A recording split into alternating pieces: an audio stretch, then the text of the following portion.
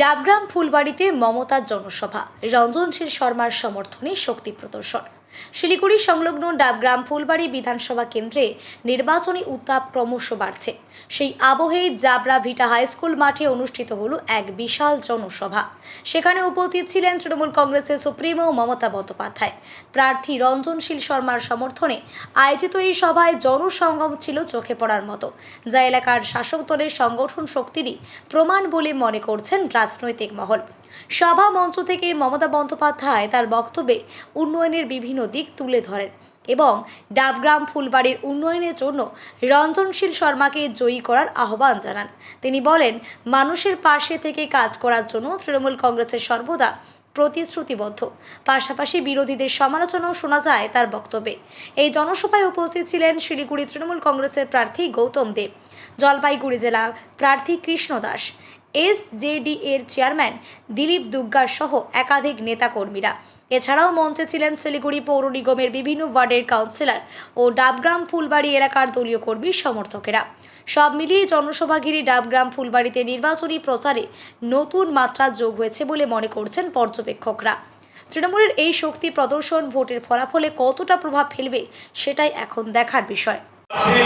আমাদের সকলের প্রিয় কৃষ্ণ দাস, উনি আমাদের প্রার্থী জলপাইগুড়ি জেলার লড়াকূর নেতা। আপনারা নিশ্চয়ই খুব সুপরিচিত, ভালো বক্তাও বটে। আছেন আমাদের রাজগঞ্জ বিধানসভার আমাদের প্রাক্তন বিধায়ক ভবেশ্বর রায়। আমি আর সবাইকে পরিচয় করছি না, সবাই মঞ্চেই আছেন। যারা এসছেন, কাতারে কাতারে লোক আসছেন, মানুষ আসছেন জনসভায় আমাদের এখানে যোগ দেওয়ার জন্য। আমি অল্প কিছু সময়ের মধ্যে শুধু বলি যে ভারতবর্ষের প্রেক্ষাপটে বাংলা নেত্রী মমতা বন্দ্যোপাধ্যায়কে কিভাবে কুক্ষিগত করা যায়, এই ভাবনার থেকে একের পরে এক কখনো ইডি কখনো সিবিআই দিয়ে নাজেহাল করবার চেষ্টা। সর্বশেষ প্রয়াস বাংলার মুখে এসআইআর এর নাম করে দিয়ে বাংলার ধর্মের সঙ্গে ধর্মের লড়াই করা, মানুষের বর্ণের সঙ্গে বর্ণের লড়াই করা, উন্নয়নের কথাকে স্তব্ধ করে দিয়ে ভারতবর্ষের একটা সাম্প্রদায়িক দল ভারতবর্ষের ধর্ম নিরপেক্ষতাকে নষ্ট করবার চেষ্টা করছে। বাংলা নেত্রী মমতা বন্দ্যোপাধ্যায় বাংলার সমস্ত মা বোনদেরকে, সব ধর্মের মানুষকে ঐক্যবদ্ধ রাখবার চেষ্টা করছে।